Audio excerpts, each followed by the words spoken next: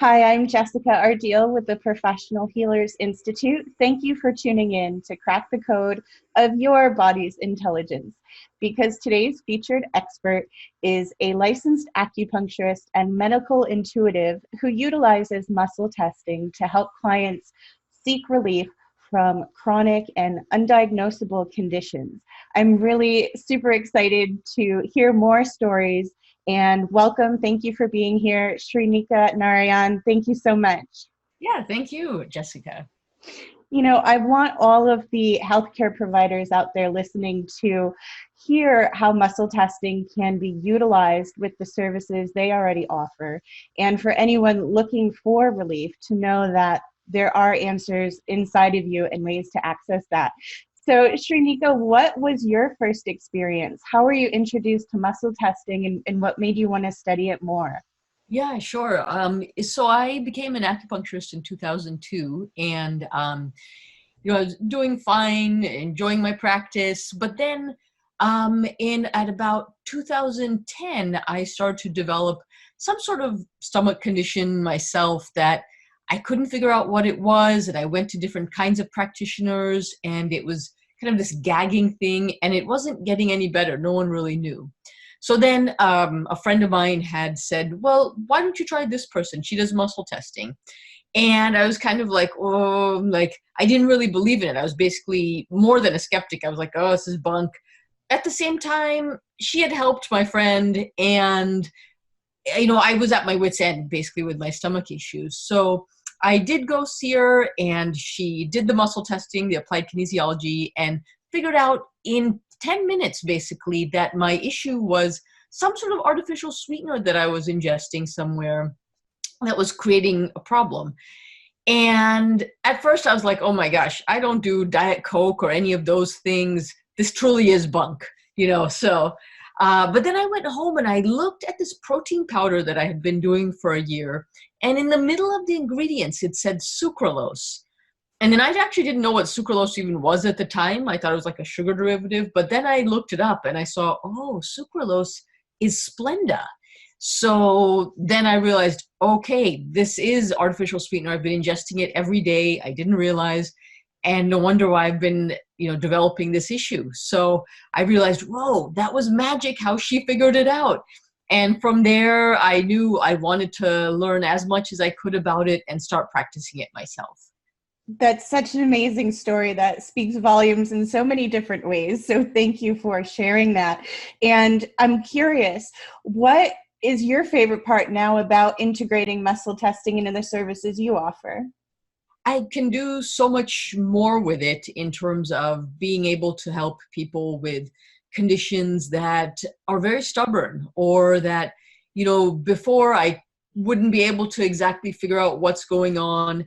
And now I can. And a lot of these things I've found are toxicities that are in the body that people are being exposed to. And just being able to identify what they are and then what to do about it makes a world of difference in people's health, because that's a lot of what these undiagnosable or autoimmune kind of conditions are really from. Yes. And are there any stories that come to mind that you can share anonymously about how muscle testing made a difference with clients? Oh, yeah. One of my first successes came with a woman who had migraines a few times a week for many, many years. And she was on actually several medications, which kind of helped prevent them from being totally unmanageable, but they were still happening. So I thought, okay, well, let's take a look. So we did the muscle testing, and what I do first is find out what are the main organs that are involved with the issue. So we found out, okay, it's her liver, which, also corresponds to Chinese medicine. Liver is oftentimes responsible for migraines. But then beyond that, I was able to find out what's actually bothering her liver. So I tested her on several different substances and food sensitivities, etc., and figured out, okay, it's mercury. And mercury is a very common thing, actually, that's a toxicity for people. And so then it was just a matter of figuring out, well, where is it coming in? Are there leaky dental amalgams that are going on, or is she eating a lot of fish? I think it was something from way back in her past that she'd been exposed to. It wasn't something current, but it just hadn't gotten out of her system, out of her liver. So then from there, I proceeded to just muscle test, well, what exactly will help pull it out of her system? Because there are plenty of supplements out there that do deal with cleaning out the liver or cleaning out heavy metals. But you want to find, to be able to find the exact one that will work so that you're not doing a guessing game of trying this one and then this one. So yeah, I was able to find the one that would work, and she took it. And even within a week, she started to feel much better. And then in a few months, the headaches were just gone. So that was very exciting, as it was one of my first cases. And I was, wow, hey, I am on my way with this. So. Oh, Jessica, I think I'm on mute. Thanks. My bulldog was snoring a bit, so I thought I'd mute myself. Oh, yeah. Sorry about that. What I love about what you just shared is the breakthroughs that can happen in really just a short amount of time. And I'm absolutely convinced that the more we connect with our vital organs and the different, I will say, preferences that it has to keep our operation optimal, the more we can really start to solve some of the puzzles that we're all faced with at different levels. And even the story you shared at the beginning about that sweetener, it's like, well, you're very aware of your diet, right? You know what you're putting into your body, but there's these things that we don't see that add up to be really huge factors in how we feel. And yeah. I'm wondering if you can share too, then, any other stories that come to mind. And I also am wondering if there's a difference you can discern between medical intuitive work you do and muscle testing. Do you ever merge the two? The two are merged. So my medical intuitive work is usually when people are unable to come in for a visit. Maybe they live far away or they just physically can't come in. So then I basically just use muscle testing for them to figure out what's going on. So I can kind of surrogate test myself, basically, and figure out what's going on. So that's basically how I use medical intuitivism. It is muscle testing. It's just that I'm using it away from someone or with myself. So, and yeah, there's all kinds of things that have resolved with muscle testing, like chronic aches and pains, a lot of digestive issues that would be considered autoimmune, ulcerative colitis. And, it's just a matter of, again, finding out what are the key organs involved and finding out what are the big things that are bothering these organs. And like you were saying, a lot of it does come from our food supply. We may think we're eating healthy, but these things sneak in. Here in the Bay Area, people go out to eat quite a bit, to food culture. The problem with that, okay, even if they're generally still eating healthy when they're going out, a lot of these foods are cooked in canola oil, corn oil, soy oil, basically. That's all GMO oils, basically, genetically modified organisms or crops. So, that starts to build up over time in the body, this GMO toxicity, and can produce a variety of issues, skin issues, digestive issues. A lot of eczema cases turn out to be, okay, it's just too much GMO in your system. So then again, it's a matter of identifying that is what the issue is, and then finding out, well, what will break that down and pull it out of the body. Right. But I always say the body does two things all day, every day. It absorbs nutrients and eliminates toxins. Yeah. And no matter what, phase it's in, there has to be support in both regard. What's the number one thing you want people to know about muscle testing?